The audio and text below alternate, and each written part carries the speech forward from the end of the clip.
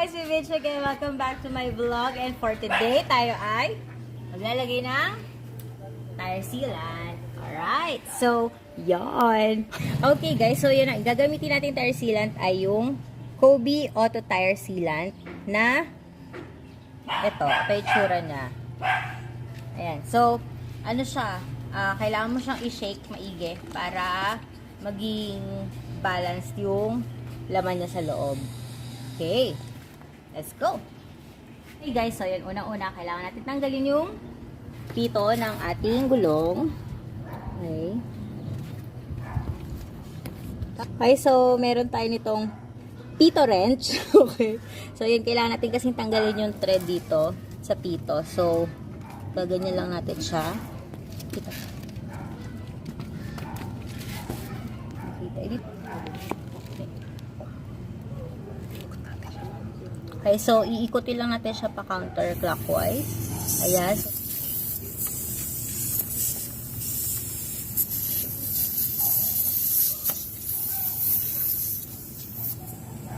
Parang di lang naman.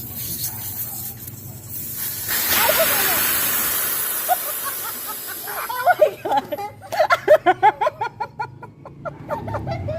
Oh, ganun pala siya, nagulat ako. Okay, so yun, since natanggal na nga, wait lang, saan tumalsik yung... Okay, so ito yung tinatanggal ko kanina, tumalsik siya, kaya nagulat ako. Talsik eh. Okay, so since natanggal na natin to, next na gagawin natin, ito na, tatanggalin natin siya, hilahin lang natin siya pataas, ayan, so meron siyang tube, okay, so pagkatanggalin lang natin to, and then isushoot lang natin to dun sa pito. Okay. Hirap naman i-shoot. Okay, so yan, na-shoot na natin. Tapos, i-squeeze out lang natin siya para pumasok. So, uubusin natin tong isang bote kasi isang bote ay equal, ay, sakto para sa isang gulong. Okay. So, kagaya kanina nung ginawa ko, sinake ko siya ng maigi before ko siya nilagay para maging balanse yung mga laman niya. Okay, ubusin lang natin to.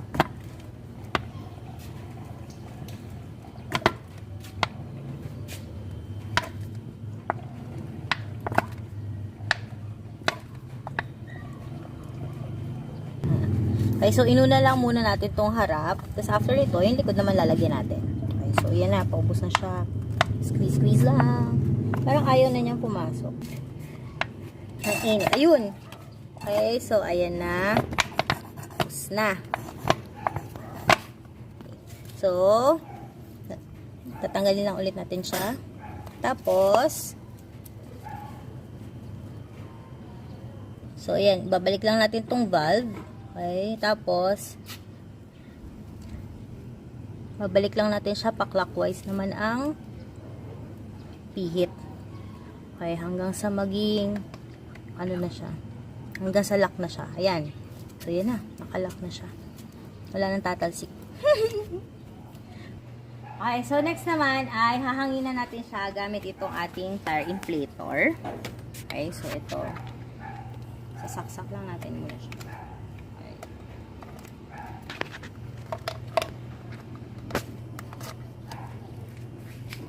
Ay, kalabaw.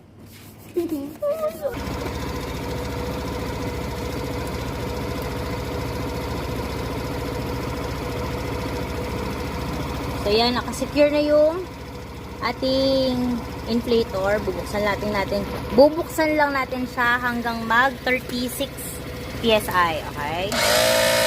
Hahanginan lang.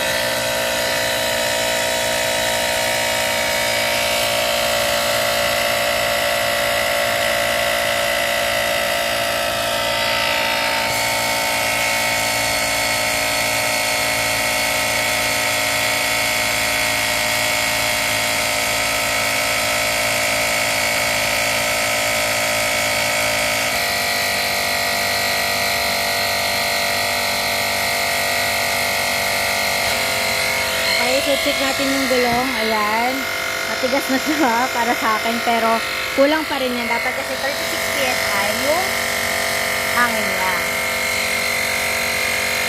So, bali yung 36 PSI, pinakasagad yun. Pwede mo rin naman pakiramdaman kung gaano katigas yung gulong mo.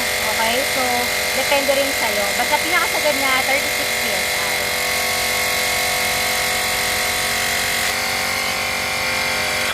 Okay? So, hindi natin siya sasagarin. Mga 33-34 PSI lang tayo. Ayan, so 34 PSI siya. Almost 35. Ayan, kasi, ayun. Okay, so, yun, tatanggal lang natin at isa-secure na natin siya with the cap.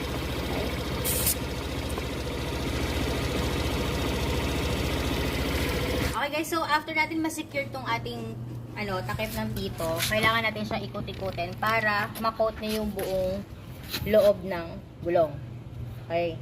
So after natin siya mapaikot-ikot, okay na siya. Ayan, so goods na yung harap natin. Likod naman. Tara. Okay, so yan, tatanggalin na muna ulit natin tong takip.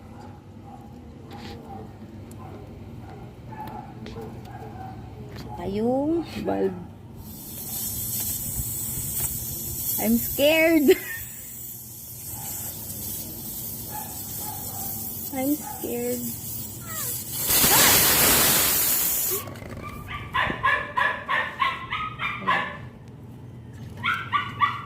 Okay, so yan na. Lagyan na rin natin siya. Okay. Ubusin lang ulit natin siya dyan sa gulong.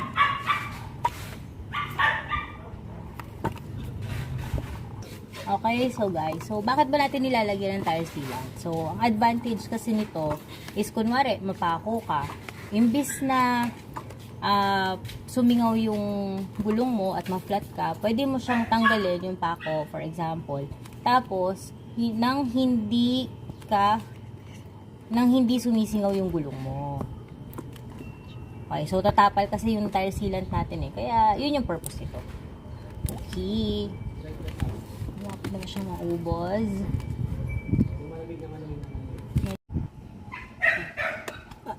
Okay, so ayan. Okay na guys. So, may na-discover ako guys.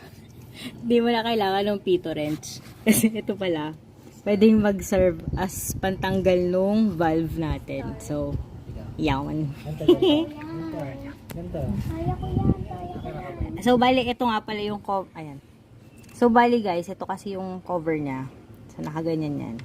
So, pag tinanggal mo siya, ayan, pwedeng ito na yung gamitin mo. So, kung wala ka nung pito wrench na yung sinasabi ko, pwedeng ito yung pang wrench mo dun sa valve. Okay, so dahil dyan, balik na natin yung valve.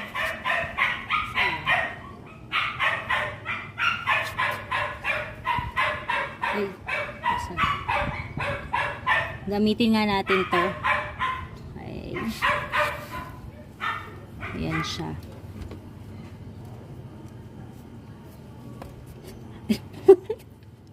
Bis! Uwi yung kamay ko.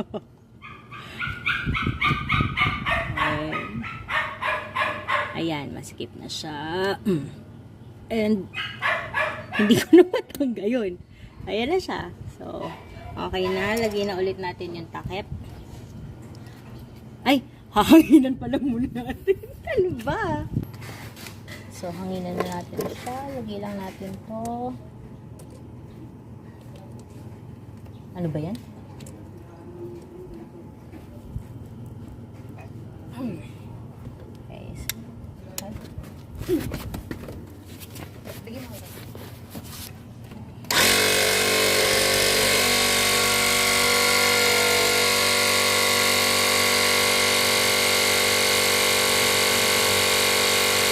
Okay, so gaya nung sa harap, sagad natin is 36 PSI. So, hintay lang natin umangat yung arrow dun sa area na yun. Okay? Mayroon ko pa ba?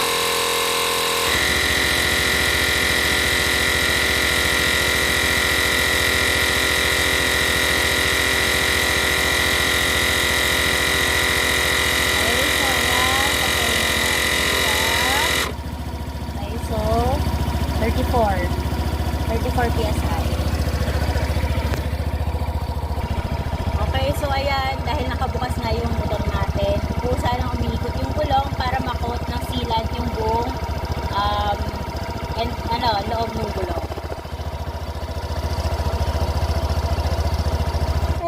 Ibabalik lang natin takip and we're done.